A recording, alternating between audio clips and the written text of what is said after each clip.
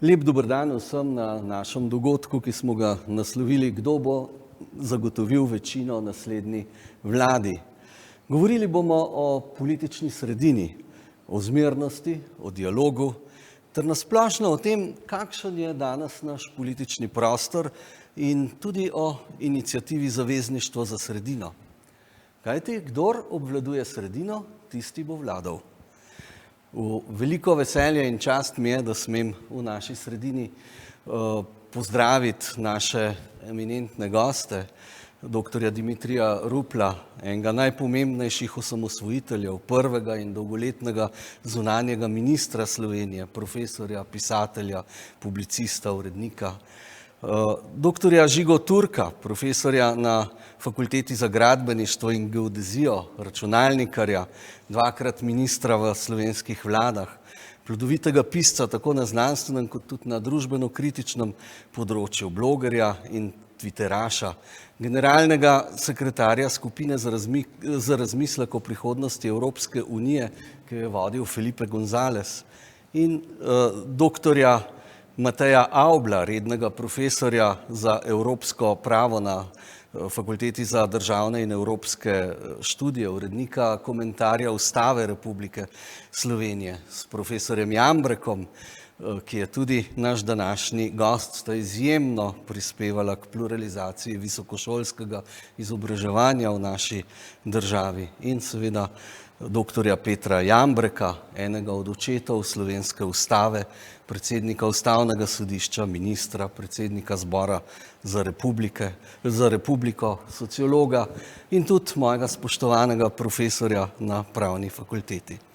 V naši sredi pa seveda pozdravljam tudi Mateja Tonina, predsednika stranke Nova Slovenija, ki Sloveniji ponuja neko desno-sredinsko alternativo zmernosti, politične kulture, umirjenosti in pravnosti.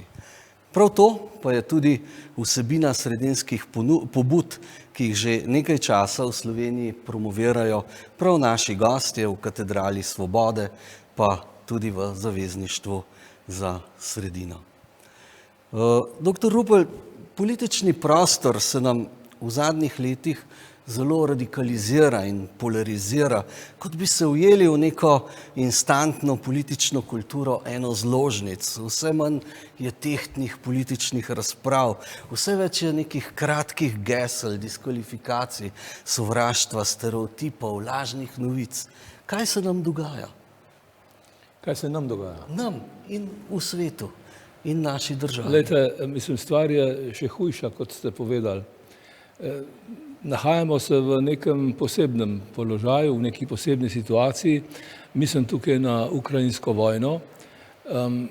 Kaj pomeni ta vojna? To je napad ali pa to je vojna vzhoda za zahodom. To je, da tako rečem, poskus spodnašanja položaja, torej zahodne civilizacije in vseh mogočih stvari, ki zraven spadajo. Zdaj, v Sloveniji se bojim ali pa pač preprosto ugotavljam, da nekaj strank seveda že po tradicionalni logiki spada bolj, da tako rečem, med zagovornike vzhoda, pa nekdanjega socializma, pa Jugoslavije, pa Sovjetske zveze, pa Rusije in tako naprej. Te povezave obstajajo. Medtem ko, če gledate nazaj, Demos in Nova Slovenija in te sredinske stranke večinoma so v bistvu dediči te mentalitete Demosa, mi smo pa vedno bili za Zahod. Mi smo vedno bili za zahodno civilizacijo, za zahodno kulturo, smo se identificirali z zahodnimi državami in tako naprej. No in zdaj v tem konfliktu je na nek način, jaz nažalost moram reči, vedno manj prostora za sredino. Stvari se polarizirajo, imamo v bistvu en spopad dveh blokov in to se tudi na našo politiko na nek način odraža. Prijatelji Putina, prijatelji Zahoda.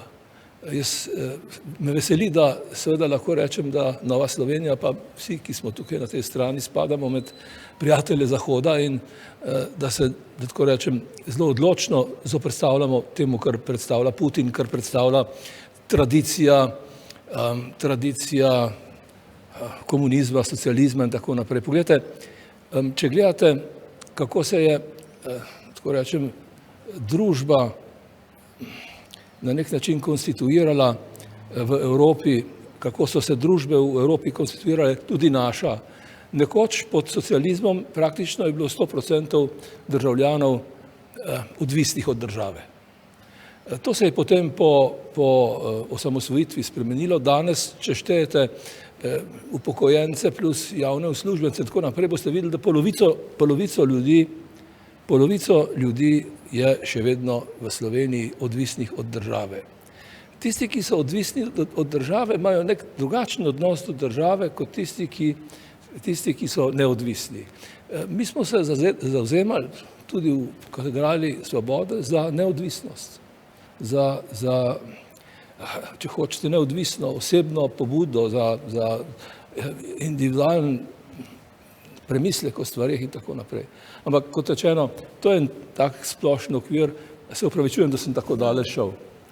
Ampak kako pravzaprav pa vidite v Sloveniji, ne glede na to ukrajinsko vojno, v kateri se bomo gotovo še vrnili, kako vidite sredino, kako bi pravzaprav prišli do nekega sodelovanja, kako bi prepričali ljudi v to, jim dali neko upanje, vero, kaj lahko pripomore Zavezništvo za politično sredino in druge iniciative k temu.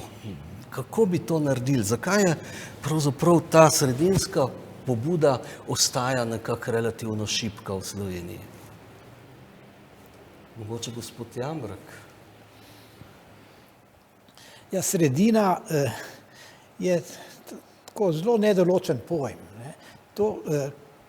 Mi smo se potrudili v par besedilih v tem krogu povedati, kaj si zamišljamo pod sredino. No, če sam še nek moment potegnem iz rokava, bi rekel, da je tista ustavna določba, ki pravi, da poslanci so predstavniki vsega ljudstva, da je zelo blizu temu, kako mi razumemo sredino, namreč, da poslanec, ko začne izvajati svoj mandat, mora imeti pred očmi interese vsega ljudstva, naroda, nacije, države. Torej, ne svojih, ne lobističnih, ne strankarskih, ampak nek občutek za domovino mora gotovo imeti in zasledovati predvsem ta interes. Zdaj, to, da so poslanci predstavniki vsega ljudstva, jaz ne razumem toliko, kot da je to njihova pravica, da se potem na nikogar ne ozirajo in delajo po nekem svojem lastnem občutku. Nasprotno, ne? Jaz mislim, da ustavodajalec je mislil s tem načelom to, da mora vendarle biti odgovoren vsak poslanec nekemu nacionalnemu interesu, nekemu skupnemu domovinskemu interesu in pravzaprav tudi tista vlada, ki jo on pomaga izvoliti, imenovati, bi morala isti interes, splošni nacionalni interes nekako zagovarjati, ne pa ostati zgolj znotraj nekega svojega bloka, ki ga je poslanca namreč spravil na neko volilno listo. Ne. No, to je eno. Drugo, kar se tiče tega sredinskosti, ne, se mi zdi, da smo jo razumeli kot tisto, kar je pravzaprav v neki družbi prevladujoče. Ne neki mali manevrski prostor vmes med dvema blokoma, ampak neko široko polje tistega, s čimer bi se pravzaprav vsi državljani, vse ljudstvo, vse volilno telo po naravi morali soglašati. In tu smo izpostavili recimo izkušnje in vrednote tega našega osvobodilnega boja v času slovenske pomladi, ko je nastajala država, ko je nastajala ustava, ko je nastajala demokracija. Teh vrednot bi se morali zelo natančno spominjati. Gre za svobodomiselne vrednote, svobodne gospodarske pobude, svobodne intelektualne ustvarjalnosti in tako naprej. To je tisto, kar bi se morali spominjati nenehno. Drugo seveda je naša evropska zavezanost, ne, torej Severnoatlantskemu obrambnemu paktu, Evropski uniji in gotovo je v središču tudi neko vrednostno središče naroda. Ne. Jaz bi tu izpostavil namreč nekaj, kar je premalokrat poudarjeno, to je krščanstvo. Pa zdaj ne dobesedno z besedo krščanstvo, ker mi Slovenci smo spadali v nek krog držav, katoliških držav, tistih, ki segajo po tem pasu od Litve preko Češke, Slovaške, Avstrije, Madžarske, Slovenije in Hrvaške, po tej srednje evropski liniji. Ampak razmišljam o tem, da tudi tisti, ki smo agnostiki ali pa ateisti, ali ki ne hodimo redno v katoliško cerkev, smo kristjani. V bistvu po vrednotah, ki smo jih za svojo družinsko socializacijo, z družinsko vzgojo pridobili, ja gotovo smo mi že stoletja v istem genskem zapisu tistih vrednot, ki jih je pravzaprav Sveto pismo Nove zaveze in Stare zaveze že zapisalo in skozi veliko generacij preneslo na danes. Tako da v tem smislu krščanske vrednote so pravzaprav tudi splošno sprejete vrednote slovenskega poštenja. In vemo, kaj poštenje v slovenščini pomeni. No. Tako da to je neko naše izhodišče in izhodišče je verjetno tudi to, da tiste stranke, ki jih mi nagovarjamo kot pobudniki te sredinske občine, naj bi bile pripravljene sodelovati v neki vladi, ki bi bila sestavljena v najboljšem nacionalnem interesu. Ne nujno v interesu tega ali onega lobija, ideologije, stranke.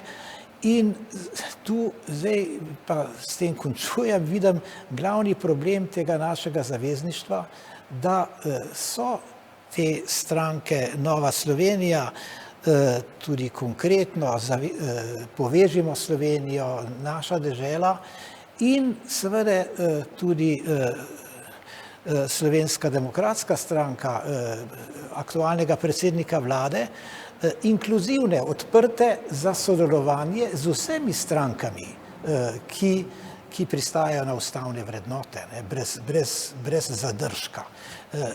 Tako da mene nekako samo skrbi to, da sedanja koalicija KUL vključno z nekim novim obrazom, ki se je letos pojavil, gospoda Goloba, izražajo izrecno zavrnitev sodelovanja z določenimi strankami, ne samo z stranko aktualnega predsednika, ampak z vsemi strankami zdaj po ta novem, ki sodelujejo z to stranko. Mislim, taka kategorična ekskluzivnost pa je v popolnem nasprotju z tistim razumevanjem sredinskosti, ki jo v našem krogu zagovarjamo. A mislite, da se bo pri tem dalo vztrajati, Matej? Kje bi ti videl neke priložnosti, da se ukrepi to sredinsko pobudo in možnosti? Dober dan vsem skupaj, najprej moja iskrena zahvala vsem prisotnim za vašo današnjo prisotnost, pa tudi za vašo izjemno delo, ki ga zagotovo še boste tudi naredili v prihodnosti. Preden odgovorim na to vprašanje, bi vendar eno tezo postavil glede sredine. Profesor Jambrek je rekel, ta pojem je neopredeljiv ali pa ne zelo natančno znan, ker Slovencu reče sredina, si vsak doma po svoje predstavlja, kaj to je. Eni imajo to za mlačnost, eni imajo za brezbarnost, nekateri imajo, da nisi ne za eno, ne za drugo, ampak si za naprej. Skratka, teh opredelitev, kaj sredina predstavlja v Sloveniji, je zelo različna. Ampak kako pa krščanski demokrati to dojemamo in smo to tudi zapisali v naš temeljni program, je to, da bi po naše sredina morala povzemati ključne temeljne vrednote nekega naroda.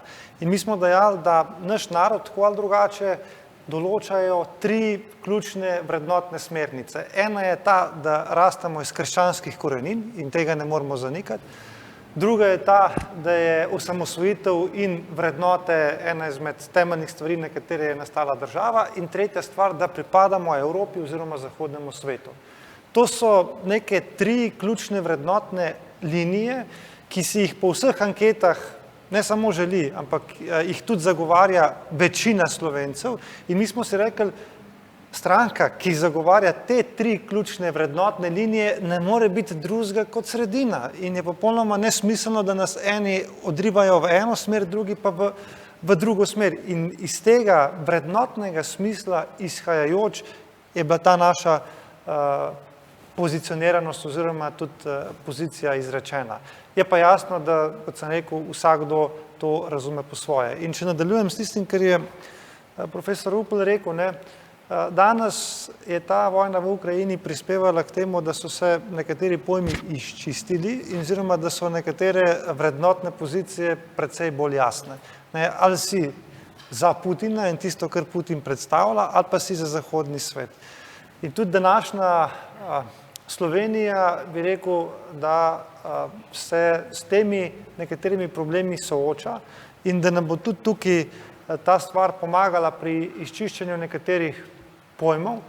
In ta pobuda, ki jo je dala skupina intelektualcev, da naredimo eno zavezništvo za sredino, jaz razumem kot inicijativo, s katero bi lahko oblikovali neko zdravo, razumsko vladno koalicijo, ki bo tudi po naslednjih volitvah vztrajala na teh 3 ključnih vrednotnih smereh. Torej, pripadnosti Zahodu, pripadnosti krščanskim koreninam in naša globoka vpetost v Evropo. In tukaj je edina stvar, ki lahko pripelje do tega sodelovanja in povezovanje. Nova Slovenija je temu naklonjena.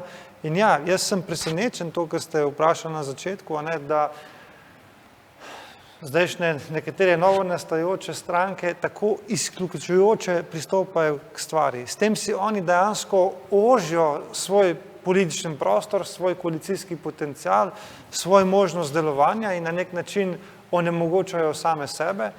Poleg tega pa jaz vidim tudi, ker se je konstantno zelo pogosto uporabila besedica fašizem v Sloveniji, meni je to prvi znak fašizma, da ti nekoga izključuješ zaradi nekega prepričanja, zaradi nekih vrednot, zaradi morda, bom rekel, barve kože, vere, karkoli. S tem se začne in od tukaj naprej se potem stvar nadaljuje. Naj oni povedo, s katerimi vsebinskimi stvarmi se ne strinjajo in jih želijo drugače.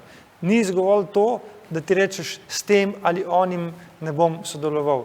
In to pobudo zavezništva za sredino, seveda jaz razumem v smeri, da se izpostavi, poudari stranke, ki gojijo ta povezovalen duh, duh dialoga, duh demokracije, zaradi tega, da bomo po naslednjih volitvah lahko prišli do neke normalne vladne koalicije. Ker, in to zadnja stvar, ki bi v tej intervenciji rad poudaril, je, da na prihodnjih volitvah ne bo ključno, kdo bo te volitve zmagal, ampak kakšni bodo rezultati strank na 3., 4., 5. mestu, 6., ker te stranke bodo določale barvo in obliko prihodnje koalicije. To je sigurno res. Verjetno gre tukaj celo za še eno stvar zraven. Namreč, da ne samo, da bojo male stranke odločale te in da bo za vsak pol katastrofa, če kakšna stranka ne bo čez prišla čez prak in da jih bo to pač potem koštalo cel pol, ampak je morda celo problem pri tem to, da ta velike stranke, SDS, Golob, mogoče tudi SD, zaradi tega ne smejo prav premočno zmagati na svoji strani, ker bo to pomenilo seveda, da bojo manjše stranke zaradi tega toliko težje prišle noter in bojo to na nek način njihova pirova zmaga, ker bojo manj dobile, se pravi, bojo te stranke, te velike sicer dobile več, ampak v resnici končni rezultat za pol bo pa manjši. Ampak tisto, kar me mogoče še zelo zanima tukaj je, ali bi se lahko strinjali z eno tezo, da je to tudi malo volilne strategije. tako levega kot desnega pola, da pravzaprav drugega na ta način, na nek način napihujeta, drugemu konsolidirata volilce in da je to v bistvu prav neko tako namerno, če se malo grdo izrazim, seganjanje svojih ljudi v samo dva hlevčka, ne, in na ta način, da bi se izognili sredini. Kaj misliš o tem ti, Žiga? Najprej bi se majčkeno vrnil k tej definiciji sredine, ki po mojem ni tako zahtevna, se jo pa tisti, ki niso sredine ali pa tisti, ki bi radi ustvarili svoje pole, želijo ustvarjati neko meglo glede tega, kaj to je. Ne? Mislim, da največja možna napaka v zvezi z definicijo sredine je, da rečemo, da je pa nekaj, kar je na sredini med levim in desnim. Ne? S tem pomeni, da te definirajo, kaj zdaj, nekdo gre dovolj v levo, ne? In potem je kar naenkrat sredina nekje drugje. Premikaš se z nečem drugim. Mislim, da je to popolnoma napačno in da je treba to idejo v celoti zavreči. Povsem se strinjam z Matejem, ne, da je sredina je nekaj, kar se okrog nekih vrednot najde, nekaj, kar je, kako bi rekel, neka os, ne, ali nekega naroda, ali pa če hočete neke civilizacije, ali pa, bom rekel, svetovnega reda. Tako kot je Butler Yeats, ne, v tisti pesmi Drugi prihod napisal, je nek sokolar, ne, ima sokola okrog, ta sokol kroži, dokler je v dovolj majhnih krogih, se še vrne nazaj. Če gre predaleč, ko gre predaleč stran od sredine, od vrči, ga ni več, nastane cela množica težav in jaz imam občutek, da bom rekel, ta sokol v svetovnih razmerah nam uhaja iz rok in nam je ušel iz rok tudi v Sloveniji. Ne? Ampak zdaj vrednote, ne, so tisto, kako bi rekel, tista epistemologija, tisto znanje, ki ga imaš, ki je neodvisno od sedanjega trenutka. Ne? Za sredino je pa pomembno potem zraven še nekaj, ne? Potem so pa tukaj neki dogodki, nekaj, kar se dogaja, nekaj, o čemer se je treba odločati danes na podlagi teh vrednot. In sredina bo imela o tem, kar se dogaja danes, stik z resničnostjo, bo v resničnosti. Ne? Ker samo, če si v resničnosti, potem lahko te dogodke pravilno apliciraš na vrednote. In zato bi jaz z veliko lahkoto razglasil celo množico slovenskih strank, ne, za nesredinske, ne toliko na podlagi vrednot, sej slovenska osamosvojitev bodo vsi nekako rekli, sej smo nekako za, pa še za kakšno tako, bom rekel, stvar iz 10 zapovedi. Ne. Ampak ocena sedanjega trenutka, ne, to, da povsem hladnokrvno primerjajo neke poteze te vlade v zvezi, ne vem, z mediji, s Putinovim bombardiranjem Ukrajine. Ne? To pomeni, da nisi v resnici. Ne? To, da se ti boriš proti fašizmu, ne? In se ti potem kar naenkrat kot zaveznik najde Putin, ki se bori proti fašizmu tako, da bombardira Ukrajino, ne? Spet pokaže, da nisi v resnici. To, da nisi sposoben pravzaprav dati enega ogromnega priznanja poti predsednika vlade v Kijev. Ne? Ampak nekaj motovileš, kaj je bilo vse narobe, pa je bilo dovoljenje, pa je bilo sploh treba iti, pa ne, se odsvetuje slovenskim državljanom pot v Ukrajino in take neumnosti. Ne? Kaže, da je tukaj cel kup da ne govorimo o vsej drugi propagandi in kolesarjenju in tako naprej, kaže, da je tukaj en velik del političnega prostora, ki definitivno ni v tej osi, ki ga določajo neke vrednote in ki ga določa naša resničnost. In seveda potem takem izpade, oziroma želijo prikazati, ne, ja, sredina bi bila pa zdaj neke stranke, ki niso ne leve, ne desne. Ne, sredina so vse tiste stranke, ki imajo stik z resničnostjo. Kar se tega vašega vprašanja tiče, seveda je to vprašanje politične taktike, politične strategije. Mislim, da bo Matej tukaj nekaj povedal v zvezi z Avbel, ne, v zvezi z narcisizmom majhnih razlik, ne, ki igra v slovenski politiki veliko vlogo, ki je posledica absolutno škodljivega volilnega sistema, ki smo ga imeli enkrat priložnost zamenjati, ga nismo in imamo zdaj pravzaprav tudi zaradi tega na nek način pohabljen politični razred, kjer je moč politike, političnih strank, političnih elit, kakor se bo to komu grozno slišalo, premajhna. Mi potrebujemo elite, ki imajo neko moč, hkrati s to močjo tudi odgovornost. In jaz bi bil najbolj vesel, če bi bile v Sloveniji 3 velike stranke in 2 bi se zmenile za koalicijo. Ne bi mogla biti ta koalicija zelo slaba. Tako pa prideš na koncu v situacijo, ko ti neke male stranke potem izsiljujejo. Je to tudi posledica ene strategije na levi strani, novih obrazov za vsake volitve in potem po vsakih volitvah ostane nek tudi mogoče malo frustriran in razočaran vodja te stranke, ki pa pade, je mogoče na meji vstopa v parlament, ne bo popustil, ne bo se umaknil. Peterle je nekoč ta pojav imenoval, je rekel, da je v Sloveniji preveč medvedov na premajhnem odru. Je mogoče to tisto, kar je pravzaprav večji problem kot to, da bi bile med nami res kakšne take hude razlike. Ta individualizem, ki ga gledamo lahko tudi v športu, ko smo zagrizeni in to prinaša strašne uspehe, ko pa to isto karakterno lastnost narodovo pripeljaš v politiko, je pa to lahko kar tudi problematično. Čeprav smo uspešna država, to pa smo. Prosim, Matej. Ja, tukaj bi jaz se strinjal z Žigo, da in ne z gospodom Peterletom, da imamo mi preveč medvedov. Naš ključni problem je, da mi pravzaprav resnih političnih strank sploh nimamo.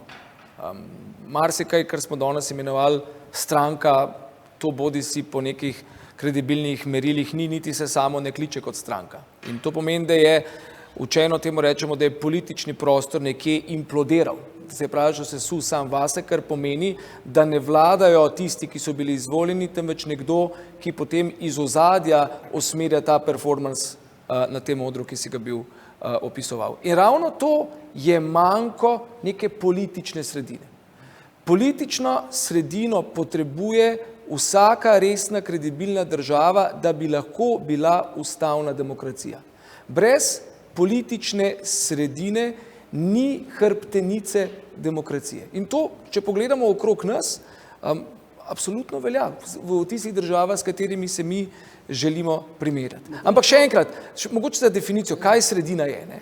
Sredina je vsebina, o kateri smo danes že veliko slišali. Jaz se strinjam z vsemi temi vrednotami, o katerih je bilo govora, s tem, da bi tukaj razdelil tole vztrajanje na krščanstvu, ker se to pogosto potem zelo uporablja kot nek ekskluzivizem in izključevanje tistih, ki niso krščanske pripadnosti. Jaz mislim, da to krščanstvo, ki ga ima v nazivu ta stranka, pa katerega se prakticira v Sloveniji, je del nekega inkluzivnega političnega liberalizma, vključujočega političnega liberalizma, in to je ravno tisto, kar potem sredino napravlja kot sredino v smislu procesa. Ker bistvo sredine kot procesa je, da je vključujoča. Tisti, ki za nekoga a priori reče, da z njim ne bo sodeloval, ker ga ne mara, ker je črn, ker je bel, ker je janšist, ker je fašist, ta absolutno ni sredina. In tretja stvar, tisto, kar napravlja sredino, so ljudje, so meritokratski kadri. In to je tisto, kar, če danes pogledamo to politično ponudbo, ki jo imamo, in če jo pogledamo v luči tega, kar se nam dogaja v svetu, je popolnoma neresno in v bistvu nevarno za državo ta poroznost prehajanja kadrov iz nič na vrh države, pa potem spet v nič, pa v neke paradržavna podjetja, pa nazaj. To je v bistvu dokaz, da ta država v političnem demokratičnem smislu sploh ne funkcionira. In mi potrebujemo politično sredino, ki bo najprej v prvi vrsti sposobna zgraditi tiste politične stranke, ki bodo to politično sredino predstavljale. In jaz ocenjujem, da je ta pobuda, ki smo jo mi dali in to, za kar se je trudila Nova Slovenija že v preteklosti, en ključen prispevek k temu, da bomo mi na dolgi rok, upam, v tej državi dejansko zgradili stabilno ustavno demokracijo kot seštevek demokracije in vladavine prava. Brez politične sredine vsega tega ne bomo imeli. Bomo imeli zgolj neko predstavo za javnost, ki objektivno slednjič ne deluje. A bi lahko mogoče rekli, pa morda tudi to vprašanje za vas, da je ta problem celo še širši, da nam je morda celo umanjkal en meščanski srednji sloj v zadnjih letih, da se je izgubil da so se izgubili tisti sredinski, konzervativni, rahlo konzervativni ljudje, ki verjamejo v demokracijo, v svoje poslanstvo, pa naj so to uradniki, učitelji, oficirji, da izgubljamo mogoče tisto normalnost in kohezijo, ki eno družbeno tkivo drži skupaj. Jaz prosim. Zvezi s tem. Glejte, Robert Golob je nedavno v polemiki z vlado oziroma predsednikom vlade rekel, on živi v usporednem vesolju. Ne vem, če se spomnite te njegove izjave. Kaj to pomeni? To pomeni, da imamo dve vesolji. Eno je usporedno vesolje, eno je pa tisto ta glavno vesolje. Ne? In zdaj se lahko igramo z besedami, ampak vendarle jaz mislim, da nekaj na tem. Sredina je tista, ki omogoča, da tako rečem, ki vzpostavlja kaj ne rečem, kontakt, neke sorte povezavo, neke sorte brv, neke sorte most med tema dvema vesoljema. Ti dve vesolji sta se v resnici emancipirali na nek način in predstavljajo v tej množični predstavi, mentaliteti slovenski, kot neki dve neizpodbitni realnosti. Ampak v resnici, če ne bo prišlo do nekega, da tako rečem, premoščanja teh dveh vesolij, če ne bo sredina funkcionirala, potem ta država ne bo funkcionirala. Se popolnoma strinjam z Matejem tukaj. Zdaj pa še nekaj, glede na to, da imam jaz neko diplomatsko, kaj rečem, preteklost. Glejte, mi smo v vojni v Sloveniji.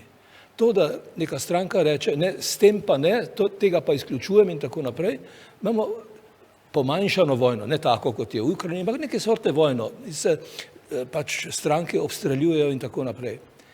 Seveda jaz mislim, da sredina utegne imeti, oziroma bi lahko imela, oziroma bi morala imeti vlogo posrednika, kot jo ima diplomacija. Zadnje, a veste, vsaka vojna se konča, vedno pridemo do miru in kdo to dela? Diplomati to delajo. Jaz vidim na nek način našo sredino, stranke, kot je vaša, gospod Tonin, pa gospoda Podobnika, Počivalška in tako naprej, vidim kot neke sorte diplomatski korpus, ki lahko vendarle zagotovi neko ravnotežje, da ne bo ta družba popolnoma razpadla. Kajti to, da lahko nek šef opozicije reče o svojem, bom rekel, kolegu, da živi v usporednem vesolju, to je precej nevarna izjava, čeprav na prvi pogled izgleda duhovita in tako naprej. Gospod Rupel, jaz z veseljem prevzamem to vašo idejo in mi se bomo seveda tudi potem po teh volitvah trudili biti nek diplomat, ki bo poskušal povezati to razdeljeno Slovenijo. Vse knjige, vse raziskave, ki govorijo o delitvah v posameznih narodih, vsaka vam bo znala povedati, da razdeljen narod ne more biti nikoli uspešen. In kamorkoli po svetu pogledate, v katerokoli demokracijo, kjer se linije postavijo zelo ostro, tak narod na dolgi rok ni uspešen. Jaz nimam problema, če se mi spopadamo glede idej, glede vizij, kako bi neko stvar radi razrešila. Ne? Se pa strinjam z vami, da pa je ta stvar zelo problematična in tudi ta današnja razprava lahko prispeva k temu, da vendarle osveščamo javnost pa ljudi, da to vrsten pristop ne pelje, da bi iz te naše Slovenije naredili najboljše, kar lahko naredimo. Ker kakorkoli, čeprav se lahko zelo ne maramo, bomo mogli ramo z rami živeti še v naslednjih letih, desetletjih in bomo morali najti nek modus operandi, kako z razlikami živeti. In tukaj bomo mi vsekakor našo domačo nalogo opravili. To je ena stvar, ki se jo zavedamo in tudi sem vam hvaležen za to vašo pobudo za zavezništvo, ki nam daje neko še dodatno kredibilnost, da je to naša naloga, da ni to neka naša mehkoba ali pa neka naš neresen pristop, ampak ja, da je v tem ključna stvar, da se bomo mogli po volitvah tudi pogovarjati, če bomo želeli narediti eno resno vlado.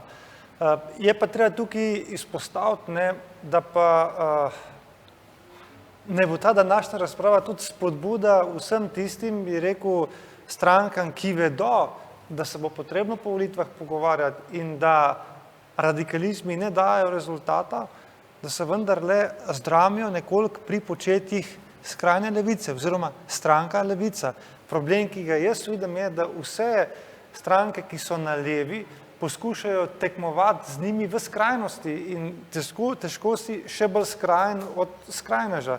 In ena izmed stvari, naprimer, ki v Sloveniji gre čisto mimo hladno, mrtvo hladno mimo in se ne ukvarjamo z njo, je recimo, da se še vedno Levica ni odpovedala delu programa na njihovi 20. strani, da bodo lastništvo podjetij prenesli na državo in lokalne skupnosti. Ne. Jaz mislim, da smo imeli eno nacionalizacijo v 20. stoletju dovolj, da še vedno se noben resno ne zdrami, ko Levica govori o tem, da bi resno razformirala naš obrambno-varnostni sistem.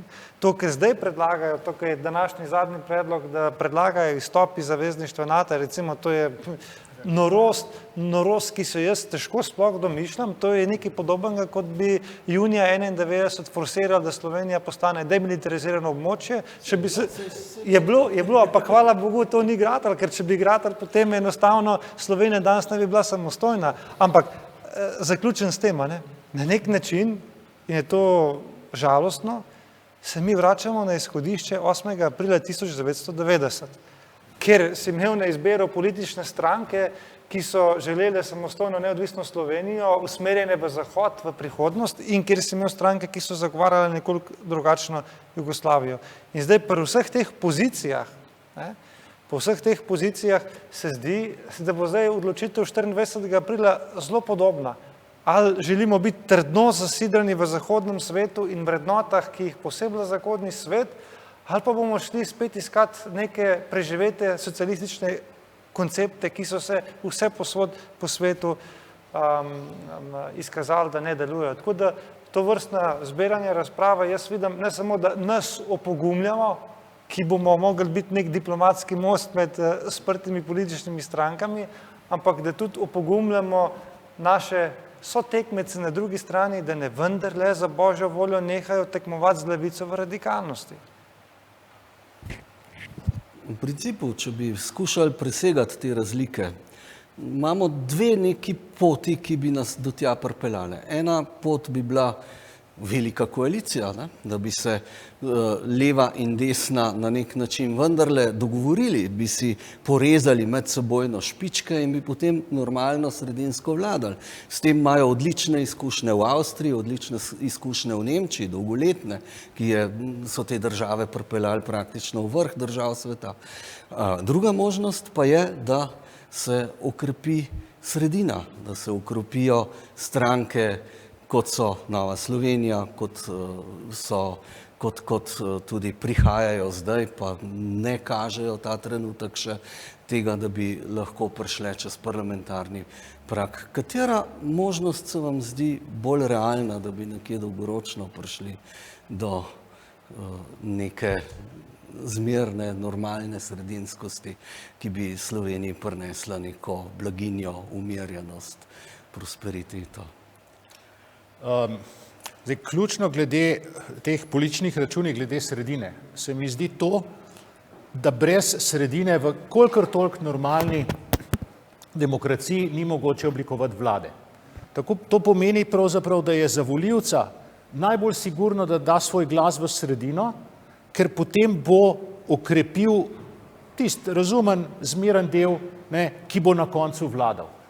In trenutno v Sloveniji je tukaj na sredini izbira med recimo majčkeno bolj krščansko Novo Slovenijo, pa med liberalci konkretno, pa med recimo domoljubno stranko Aleksandre Pivec. Tako da to je, kako bi rekel, varna izbira. Zdaj glede tega, kaj bi si človek želel, kaj bi bilo fino, kako bi te probleme, ki jih ima Slovenija, presegali oziroma jih začeli razčiščevati. Moje osebno mnenje je, da bi bilo za Slovenijo najbolj koristno, da bi približno taka koalicija, kot je zdaj, bila tudi v prihodnje. Eno, ker sploh ne vlada slabo. Drugo pa, ker se morajo tovariši na levi navaditi, da niso abonirani na oblast za vse večne čase. In se mi zdi to boljša rešitev kot tista, ki jo jaz ponavadi propagiram, oziroma bi se mi zdela fajn, pa dajmo narediti veliko koalicijo. Za veliko koalicijo potrebuješ dva partnerja, ki sta razmeroma zrela in ki sta v bistvu sredinska in ki sta, kot je dr. Avbelj temu rekel, stranki. V Sloveniji imamo stranko SDS, imamo Novo Slovenijo, imamo SD, vse ostalo je pa od danes do jutri. In SD se v zadnjih, ne vem, 5-10 letih ne pozicionira kot sredinska.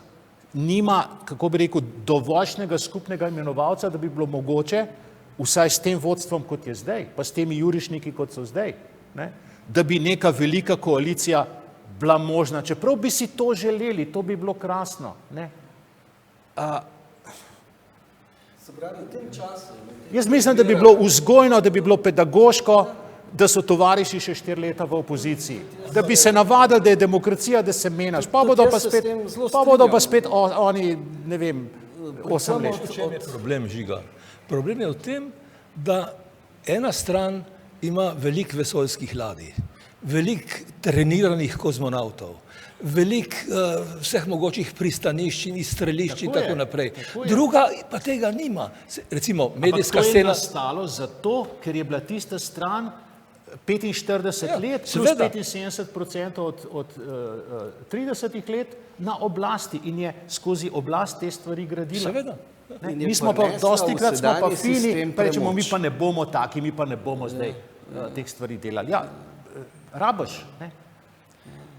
Bi mogoče rekli nekaj besed okrog uravnoteženosti Slovenije, okrog medijev, okrog tega, da imamo v naši državi res neko precejšno neuravnoteženost med levo in desno, ker je pač levica uspela zadržati veliko premoči v institucijah, v upravi.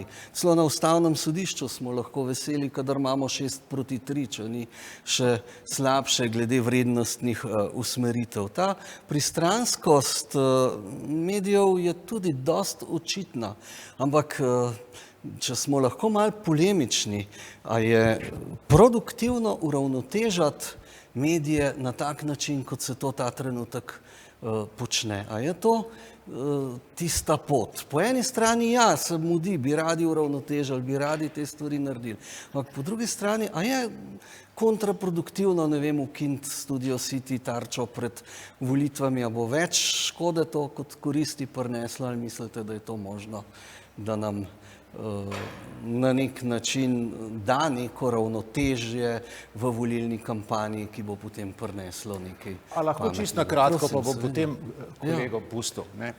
To življenje v laži, o katerih sem prej govoril, skratka, da je tle nek fašizem, da je Janša Putin, da se je treba proti temu fašizmu boriti in tako naprej.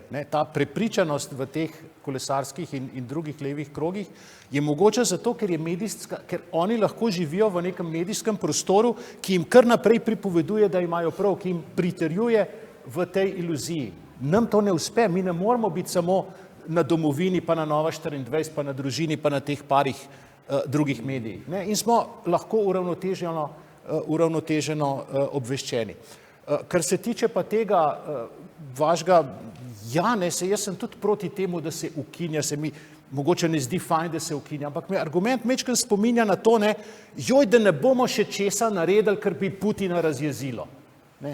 Ja, tudi jaz sem nelagoden v tem argumentu. Včasih je pa treba kakšno stvar narediti. Zakaj pa ne bi Studio City vsakih 14 dni vodil, ne vem, en desen? Podobno ravnotežje, kot je pri intervjujih to mislim, ob dodati nedeljah. nekaj desnega prej, kot ukiniti tisto, kar obstoji. Je to, prosim, Matej. Jaz mislim, da dajemo čist preveč pozornosti konkretnim oddajam. Tisto, kar je treba v tej državi narediti, je tisto, kar je bilo že zdavnaj, so bili apeli strani Nove revije in tedanjih intelektualcev okrog zbranih. V tej državi treba sprostiti njene potencijale. In sprostitev njenih potencijalov bo porodilo tisto, kar je spet predpostavka zdrave demokracije. In to v resnici ni uravnoteženost, to je pluralizem. V tej državi nam manjka pluralizem, Ker mi imamo en gigantski velik monopol na medijskem področju, imamo kartel na univerzitetnem področju, imamo monopol, ki je povsem političen na izobraževalnem področju in to je tisto, kar to državo duši, kar ji ne dopušča sproščanja njenih potencialov, da bi torej živela in da bi te debate brzdele in da bi imeli mi v njih dialog. Te oddaje in to vzklikanje, to je na obronkih, to pravzaprav nikoga ne zanima in posvečanje pozornosti toliko temu, jaz mislim, da je povsem nepotrebno. Treba je najti način, kako sprostiti potenciale te države in jaz mislim, da pot do tega je ravno ta močna politična sredina. Tudi sam sem bil zagovornik in še vedno ostajam neke velike koalicije, ampak zato v Sloveniji danes niso izpolnjeni pogoji in bojim se, da če bi bila neka taka velika koalicija, bi lahko utegnila rezultirati še v večjem monopolu, kot ga imamo, nujno bi pravzaprav v tej državi potrebovali, in to je bila tudi ideja sredinskega zavezništva, 3 pole. Nekega, ki visi bolj na desno, nekega, ki visi precej na levo in potem nekoga vmes, ki povezuje ti dve vesolji. In to bi potem odprli neko pošteno tekmo, ki je predpostavka, kot sem že dejal, vsake zdrave demokracije. Ne nazadnje je predpostavka napredka, da mi pridemo ven iz tega statusa quo, ki nas izjemno duši in da smo, kjer smo. Lahko to pluralnost povezujemo s svobodo, da pravzaprav to pomeni, da potrebujemo predvsem svobodo. Zakaj to sprašujem? Ker Golob mogoče s svojim gibanjem Svoboda odpira eno pomembnejše vprašanje, kot misli in kot ga najbrž lahko res naslovi. In bo to v tej volilni kampanji ena zelo zanimiva tema lahko postala, ne? Ker svoboda je vendarle predvsem svoboda govora, svoboda podjetništva, pluralizem, kot praviš, profesor Jambrek. No, bom seveda odgovoril na to, ampak kar se tiče SD-ja, zdaj SD ustreza enemu kriteriju, ki ga je kolega Avbelj omenil, in to je, da je to resna stranka z aparatom, z organizacijo, z občinskimi odbori, z neko stabilno volilno bazo. Drugi kriterij za to, da bi ta stranka bila primerna za neko sredinsko, na novo ustvarjeno koalicijo, je to, da ima že izkušnje sodelovanja čez blok. In to je osamosvojitvena leta, ko pravzaprav ob plebiscitu, pred plebiscitom in po plebiscitu je bila ta stranka sposobna, seveda zaradi pritiska svojega članstva in vsega ljudstva, vendar sklepati neke razumne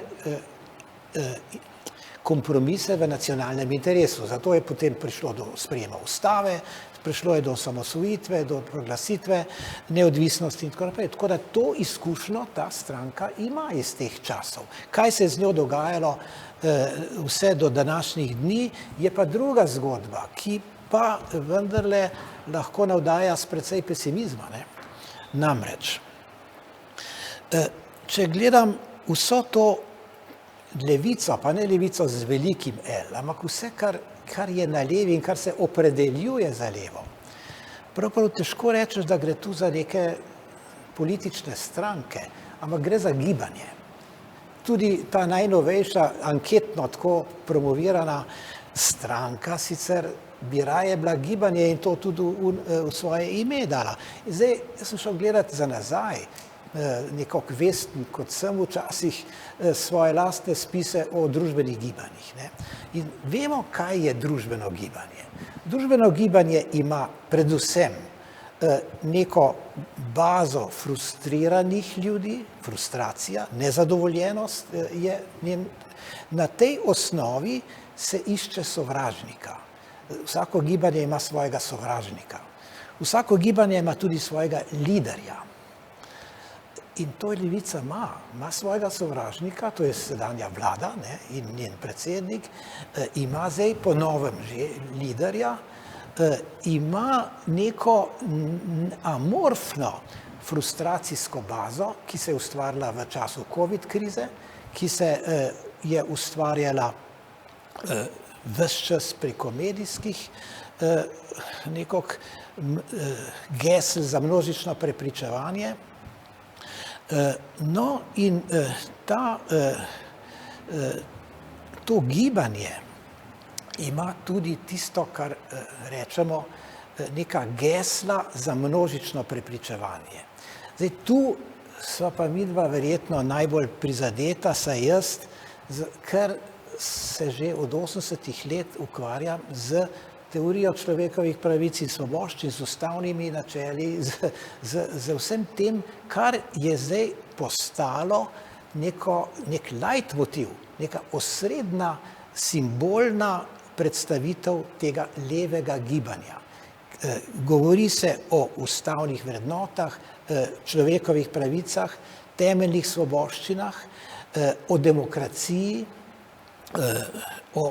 tudi o osamosvojitvi, in to z vidika temeljnih ciljev, ki jih ima to gibanje, in z vidika temeljnih sovražnih elementov. Namreč sovražnik tega levega gibanja sedaj je vzpostavil vlado, ki je globoko nedemokratična, to je izraz Goloba, globoka nedemokratičnost, je vzpostavil državo, ki je ne samo nedemokratična, ampak avtokratična, diktatorska, in nekateri kolegi iz Akademije znanosti pravijo v bližini totalitarizma. Slovenija je postala urbanizirana in putinizirana. In zdaj imate tu neko vrednostno bazo tega levega gibanja, ki se poistoveti z temeljnimi ustavnimi vrednotami, ki jih odreka svojemu sovražniku. In zdaj, kaj je tisto, kar za nas kot profesionalce, ki se ukvarjamo cel življenje s temi zadevami, najbolj moti? To, da so to samo besede. Prazne floskule, prazni besedni simboli, s katerimi se poskuša prepričati množico volivcev, da resno mislijo za temi besedami, ki jih pa izrekajo v prazno. So izvotljene do te mere, da nihče potem ne zna povedati, kaj si z temi besedami sploh zamišlja in kaj to je.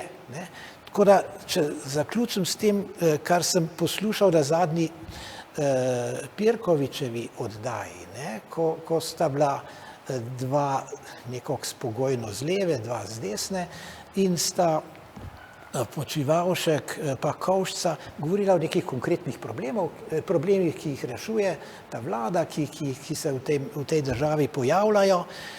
No in sta rekla, pa se tu bi se lahko sodelovalo. In potem sta oba dva z leve nekako zelo nerada v zadregi rekla, saj res, se tudi mi smo vedno sodelovali pri teh raznih skupnih zakonodajnih projektih, pri reševanju nekih problemov. To je že možno, ampak ko gre za temeljne vrednote, na katerih počivajo koalicije, tu pa ni sodelovanja. In zdaj, kaj so pa te temeljne vrednote? Ustavne pravice, svoboščine, ki sami jih propagirajo v nekako propagandne namene, in tu smo pa res v resnih težavah. Kako z ljudmi, ki zlorabljajo te temeljne vrednote, v katere pristno verjamemo že desetletja in smo se za njih borili, razumeti kot neko roko sodelovanja, ko pa vemo, da gre za propagandna gesla, ki jih pač cel medijski aparat vrti v prazno. Upam, da v prazno. Seveda, prosim. Podpišem vse, kar je kolega Jambrek rekel. Ampak seveda nekaj je pa treba vedeti, kaj je v ozadju tega problema. Prej sem govoril o vzporednem vesolju. V resnici je imel Golob prav, se je najbrž slučajno prišel do te ideje, ampak dajte, mi smo kar naprej morali graditi vzporedno vesolje. Spomnite se, ob koncu socializma smo ustanavljali novo revijo, zaradi tega, ker nismo mogli sodelovati s tistimi revijami, ki so že obstajale. in smo naredili svojo revijo. To se pravi, neko nadomestno, neko usporedno strukturo. Tiste temeljne strukture, ta glavne strukture so bile tam in so bile nepropustne, niso nas pustili zraven in bo treba narediti neko usporedno strukturo. Nova revija, nova televizija, nova univerza, to so same usporedne strukture. Zakaj so nastale? Zaradi tega, ker ta glavne strukture iz glavnega vesolja niso bile dostopne. Ni bilo mogoče priti zraven. Ne? In tu seveda se sprašujem, kako je mogoče to, kar profesor Jambrek pripoveduje, ali pa kar mi vsi skupaj pripovedujemo, kako je mogoče to dopovedati ljudem, kako je mogoče to dopovedati volivcem. Če bi volivci razmislili to, kar si ti povedal, ja pa sej bi najbrž se morala kakšna iskra prikazati, pa bi morali začeti malo razmišljati in tako naprej. Ne? Veste, najbrž so kakšne zgodovinske okoliščine zelo, tako rečem, odločilne tudi pri politiki, pri konstituiranju političnih kombinacij in tako naprej. Mi smo navsezadnje, Demos je uspel v senci jugoslovanske vojne. Ne? Mi smo, torej jugoslovanske krize, no, takrat, če ni bilo vojne. Ta kriza, ki je danes, da tako rečem, svetovna, na nek način omogoča razčiščevanje pojmov. In jaz mislim, da morda takšni prispevki, kot je ta današnji, morda lahko prispeva k temu, da ljudje malo spregledajo. Sej do nedavnega, glejte, 2-3 vlade nazaj, zunanji minister je bil vsak mesec v Moskvi. Ne? Ste imeli vlade, ki so bile zelo, da tako rečem, orientirane proti vzhodu. Danes se to spreminja. Zakaj se to spreminja? Dajmo ljudem razložiti, zakaj se to spreminja. To je bistvo. Ne? Bi se to ljudem, oprosti, Žiga, kar povem. Ja, mi smo na istih okopih, kot smo bili leta 89, 90, 91, na globalni sceni in na nek način tudi na slovenski sceni. Majčkeno bi polemiziral s tem, kar je Dimitrij rekel glede teh dveh vesolij. Ne? Dejansko, če gledamo na ta vesolja kot na neko infrastrukturo v smislu nekih think tankov, fakultet, različnih civilno-družbenih organizacij, dejansko je morala oziroma so morale te demokratične sile zgraditi vse stvari znova, od začetka, iz nič. Ne? Druga stran, jaz ti pravim, dediči socializma, ne, so pravzaprav tisto dediščino prevzeli, so delali naprej. Ne? Ampak tisto, kar je Golob mislil za vzporednim vesoljem, ne, je pa v temelju povsem narobe. Ne? Namreč Golob in še cel kup drugih živi v nekem vesolju, ne, ki mu ga oblikujejo dominantni mediji, ki mu ga oblikuje ta prostor, s katerim se on srečuje in v katerem neko zgodbo ve. Ne? Mi ostali nismo v nekem drugem vesolju, kjer bi naše mnenje oblikovali, kako bi rekel, to, kar mi trije povemo, pa par medijev, ki so nam naklonjeni, ne? Ampak imamo tisto Golobovo vesolje, pa še nekaj stvari zraven, ne? Pa še, kako bi rekel, vpogled v to, kar njemu manjka. Tako da mi imamo celo sliko, on je pa prizadet v tej ožji sliki. In žal je ogromno volivcev, ki so pravzaprav v to vesolje ujeti, ker je enostavno z nekimi drugimi pogledi težko v javnost prodreti. Jaz, vsak, ki se mi pritožuje nad politiki te vlade, ne, ga vprašam pa, ok, imaš ti kakšno informacijo iz prve roke, kaj se je zgodilo? Ja, pa sej jaz vem to pa to. Kako si to izvedel? Ja, sem slišal po televiziji, sem slišal tam, sem slišal tam. Ne? Nič, vse je preko medijev, ne, ki so pa, bodimo odkriti, ne, ki so pa igralec v tej politični igri. Ki so, če bi nekatere večje medije pogledali, ne, to je aparat, ki je močnejši, ki je vplivnejši od politične stranke. Tukaj si mediji izberejo pravzaprav, kdo bo tekmoval na tisti strani, oziroma si ti dediči socializma preko medijev to izberejo in smo videli kar nekaj, kako bi rekel, skoraj tragičnih zgodb na tej levici, ne, ko je nekdo pričakoval, da bo ljubljenec teh dedičev socializma, ne, pa je povsem odpadel in se je pojavil nekdo drug. Ko govorimo o voljivcih, ker na zadnje bojo sredinski voljivci tisti, ki bojo zagotovili večino, komorkoli že jo bodo zagotovili.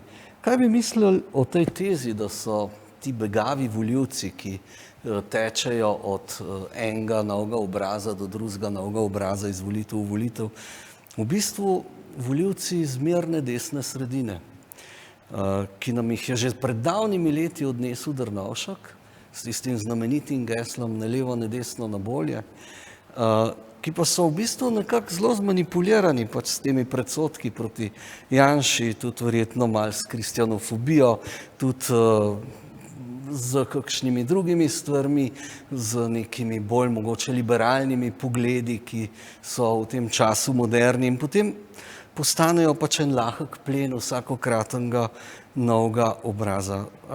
Mislite, da so ti voljivci, da je Slovenija v resnici nagnjena malo na levo ali da je v resnici Slovenija dovolj kot vse druge države sredinska in da ti voljivci niso pretežno volilni bazen leve sredine, ampak da bi bili kaj lahko tudi bazen bolj pomladne sredine, krščanske demokracije mogoče, kar bi gotovo bili v Nemčiji.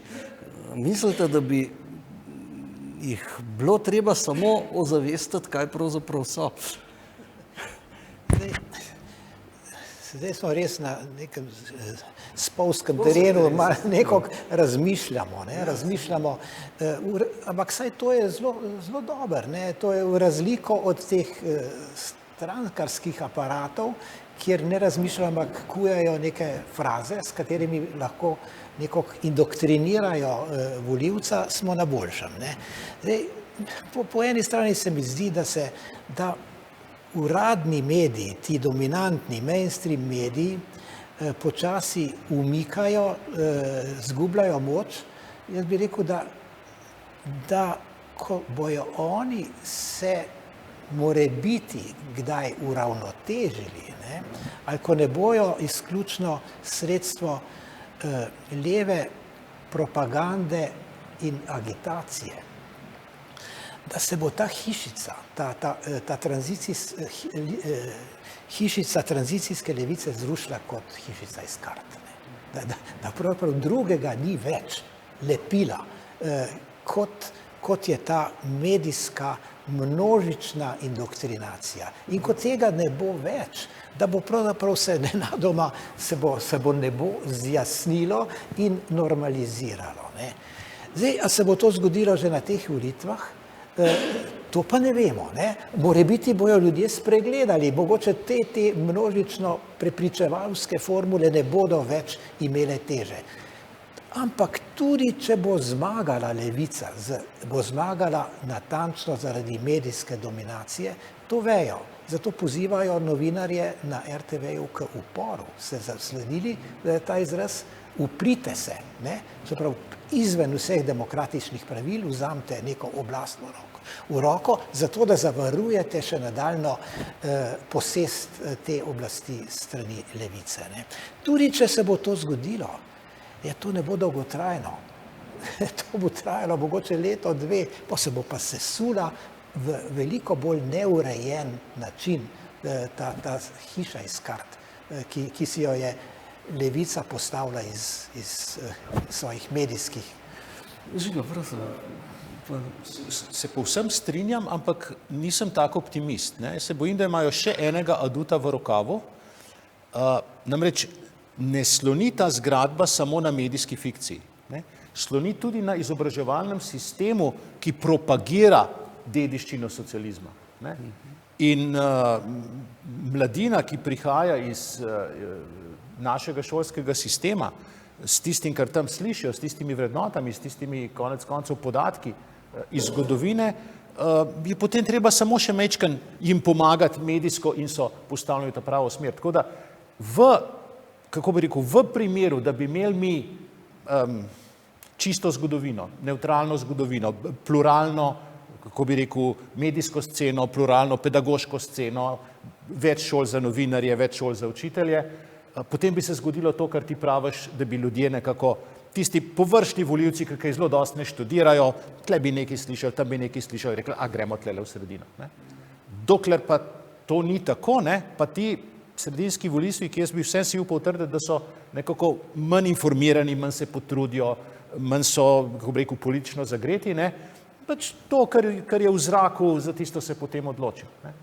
In v zraku pa ni tega, čemur mi pravimo sredina, ampak je v zraku tisto, čemur oni pravijo sredina in je neka taka lažna sredina zgrajena, kot profesor Jambrek pravi, na potvorbi vrednot, ne, jaz bi pa rekel, vrednote so kakršne so, ampak na potvorbi dejstev, ki jih uparjaš potem s temi vrednotami, ne, ki so lažna.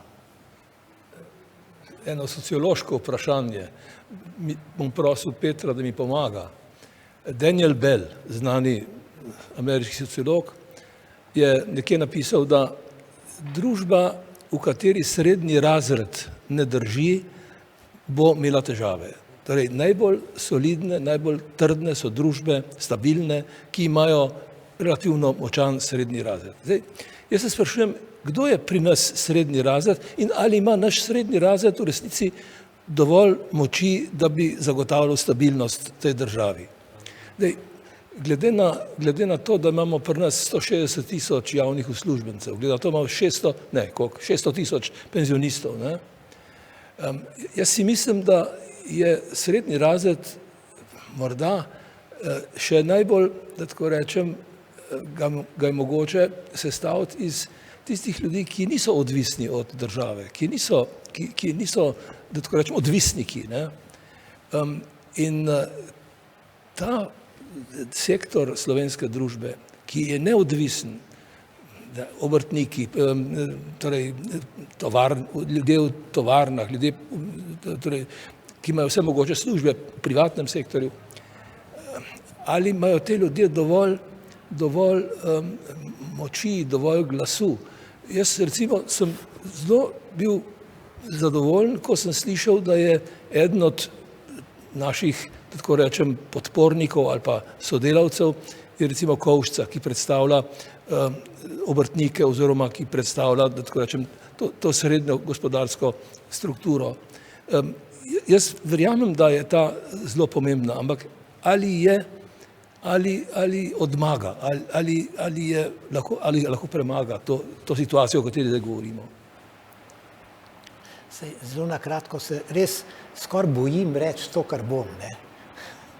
Da imamo en sam srednji oziroma višji razred v Sloveniji, en je lev, en je desen, in da nižji razredi preprosto svoje politične reprezentacije nimajo.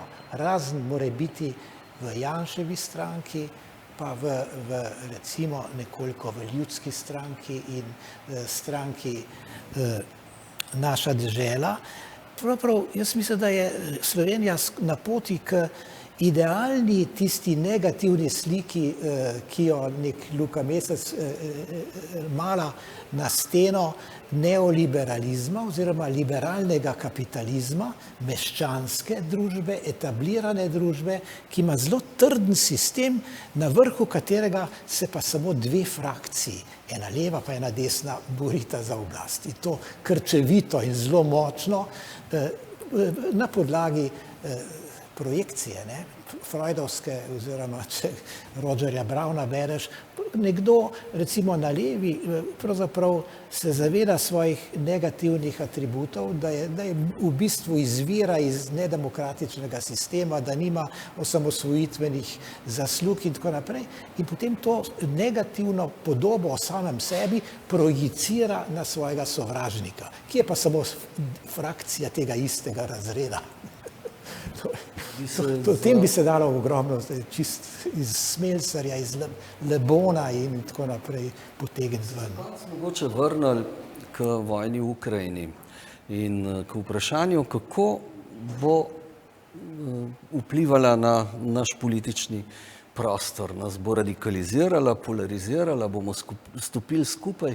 Nekaj učinka ima, po mojem, že zdaj od te negotovosti, ki je v bistvu kar ustavlja to zgodbo o uspehu te vlade, čeprav seveda ta uspeh je tukaj nedvomen, ampak ustavila je praktično v celoti te očitke o fašizmu, ne? V trenutku, ko je rekel Putin, da bo denacificiral Ukrajino, a ne, so taki očitki popolnoma razvrednoteni, ne? Videli smo, kaj so zares begunci, ne? Kaj pa so ekonomski migranti. Nekaj takih stvari je vendarle, na katerih je pa zelo delala levica, pa lahko rečemo, da je vendarle ta vojna pravzaprav še pred začetkom naše kampanje, ki se bo začela jutri, zelo postavila na pravo mesto. Kako bi vi te stvari ocenjevali? Pravičil svojim prijateljem, ker bi zdaj 2 stavka povedal, ker pa Seveda, res moram. prosim. Ne, to je, mislim, vsaka zelo slaba stvar ima tudi kakšno dobro stran. Ne. Te vojne bo vendarle enkrat konec in jaz si predstavljam, da bo iz nje vsa Evropska unija in vsa Evropa se strukturirala nekako po domače, tako da bo srednja Evropa spet dobila tisto svojo kulturno, zgodovinsko, geostrateško vlogo, pomen, kakršnega je za Slovence imela skozi vso njihovo zgodovino, od Avstro-Ogrske naprej, medtem ko proti severu pa iz republike 2 narodov, ne, Litve in Poljske. Tako da bo to ena zanimiva, močna srednjeevropska regionalna povezava in tu bi pa jaz res brez kakšnih posebnih hvalisanj in tako naprej zasluge Janeza Janše poudaril. Jaz mislim, da kakor gledam njegove nastope in temu, kar dela, da je pa ta strategija sijajna. Ne. On nekako medira, povezuje, mobilizira to srednjo Evropo od Litve do Hrvaške dol, hkrati vzdržuje strateški interes do jugovzhodne Evrope in to zna nekako reprezentirati v tehle centralno evropsko, nemško, francoskih navezavah. Ne. To se mi zdi, da če bi se to nadaljevalo, saj se mora nadaljevati, tudi po volitvah in po ukrajinski krizi je skoraj neizbežno. Se pravi, to vztrajanje pri tem trdnem stališču na ukrajinski strani je pravzaprav zelo res, da je tudi vztrajanje pri neki demokraciji, tudi pri teh naših zgodovinskih stvareh, kot je, ne vem, vztrajanje pri pravici do naroda, do samoodločbe, do suverenosti, do državnosti. Gospod Rupel, a postaja s to vojno ta pravica bolj samo še teoretična ali je pravzaprav samo pod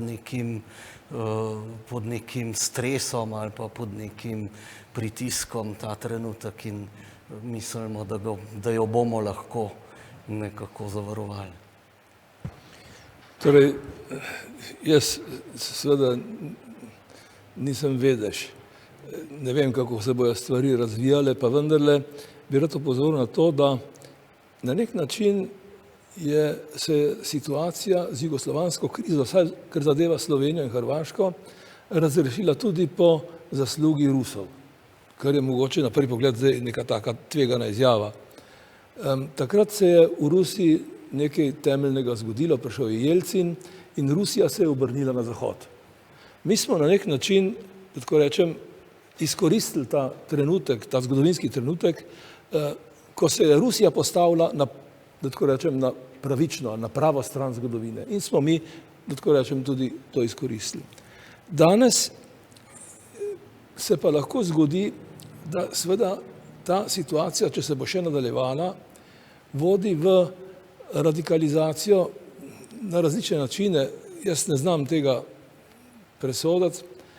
Želim pa si, da bi ta vojna pravzaprav dodatno razbistrila pojme in dala ljudem, da tako rečem, nek nauk, da vidijo prvič to, da smo mi nekoč imeli prav, da je nekoč Rusija bila že drugačna in da je, da tako rečem, se odpirala, da se je modernizirala in tako naprej.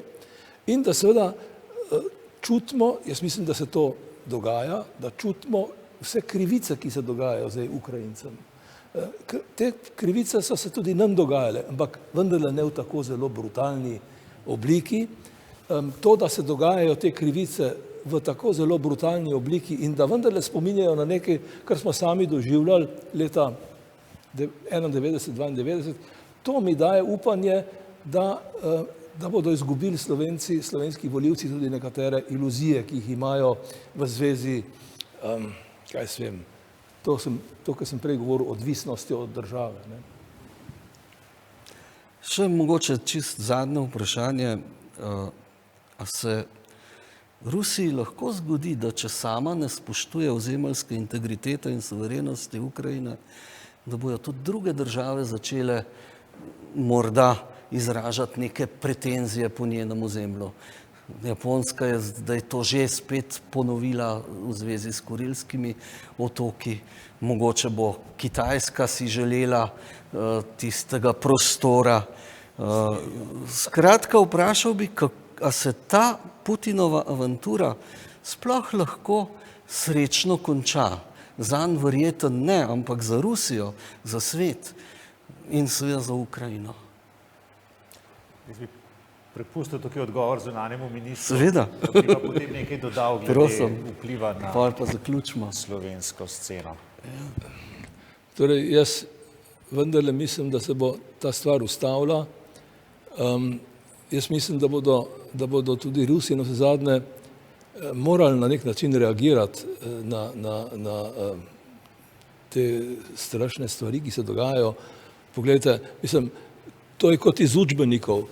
Imaš opozicijskega voditelja v zaporu in mu dodaš še 13 let dodatnega zapora. Mislim, to spominja na Hitlerja, pa na Mussolinija, pa na najhujše, da tako rečem, zgodovinske grdobe. Ne? Tako da jaz mislim, da mora ta stvar imeti nek učinek tudi v Rusiji sami. Ali bo Rusija prizadeta ozemljsko, tega si ne morem predstavljati.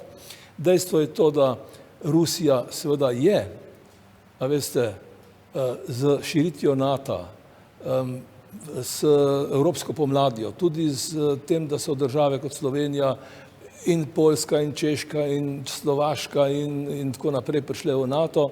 S tem je Rusija na nek način bila poražena takrat v hladni vojni. Ne? In zdaj to najbrž se da izkoriščati in se je izkoriščalo in tako naprej. Ampak sem po drugi strani prepričan, da vendarle prav tako zelo daleč, recimo atomske bombe, pa take reči, do tega ne bo prišlo in da bo Evropa na nek način pod vplivom tega problema bolj kohezivna, koherentna. Jaz mislim, da se lahko obetamo v prihodnosti, morda čez nekaj mesecev, vendarle nek razvoj v pozitivno smer. Žiga. Jaz mislim, da so ti tragični dogodki, predvsem za Ukrajince, vendarle v Evropi in v svetu nekatere stvari zbistrile. Nekatere zadeve, ki si jih je predvsem levica napredni del umišljal kot vrhunec problemov, ki jih je treba razreševati, od plastičnih slamic in spolno nevtralnih stranišč in vsega tega, vsi ti problemi so kar naenkrat majhni. Kar naenkrat je za Bruselj, bi morala biti Varšava pa Budimpešta majhen problem in za Varšavo in Budimpešto bi moral biti Bruselj ali pa Davos majhen problem. Tako da neko resnost vse skupaj prinaša zadeva, v Sloveniji tudi. Sej naša levica pravzaprav te slogane in te iste politike poskuša aplicirati. Jaz mislim, da jim je Putin priletel v obraz, oni se trudijo, da bi prikazali, kakor da je desnica Putin, ampak ko v to ogledalo pogledajo, zagledajo sebe tam noter. Da bi bil vpliv vsega tega povsem enoznačen na volitve, ne verjamem, ker je v Sloveniji vendarle zelo prisotno neko jugoslovanstvo, zelo prisotna neuvrščenost, samoupravljanje in tako naprej, tako da se da tudi skozi to določene glasove dobiti, utrditi, predvsem tam na tistem trdem jedru. se pa odpira priložnost za politike, ki so izkušeni, ki so resni, ki na svetovnem odru nekaj pomenijo in predvsem, ki v slovenskem prostoru, pri slovenskem volivcu, tudi če morda niso na teh zunanjih forumih tako vrhunski, ki dajejo občutek neke zanesljivosti, stalnosti, stabilnosti, mirnosti, ne, brez kakšnih velikih avantur in podobnega. In tukaj je spet priložnost prav za to politično sredino, o kateri smo danes govorili. Se mi zdi, da bi nek napol razumen volivec ugotovil, da v teh težkih časih je verjetno še najboljše semle dati svojo stavo. Lepa hvala. S tem optimističnim zaključkom, s tem upanjem in s to vero v to, da bojo se stvari tako pri nas kot v svetu na volitvah odpeljale tja, kamor bodo seveda rekli volivci, ampak da bodo volivci tudi vedeli, kam je treba to barko usmeriti. Naj zaključim naš današnji dogodek. Najlepša hvala vsem, ki ste nas poslušali.